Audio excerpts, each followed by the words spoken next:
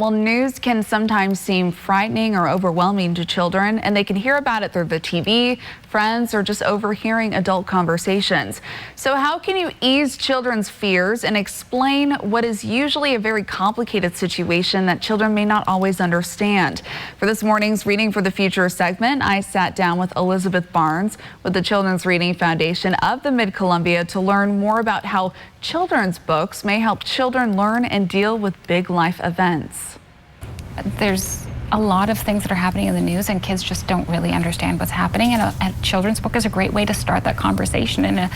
an easy, digestible way for kids. You know, if you're reading the New York Times to them, it might be a little intense and they probably won't get it, but if you come down and you grab the book, The Librarian of Azra, which is a book about a librarian in Kabul who got bombed out and how she had to move her library books and how she's waiting for the war to end. It's a beautiful story for you to be able to share what's happening in the Middle East at the moment through a child-appropriate lens. And it's a great way for kids to make those connections, and for you as a parent to be able to make those connections with kids.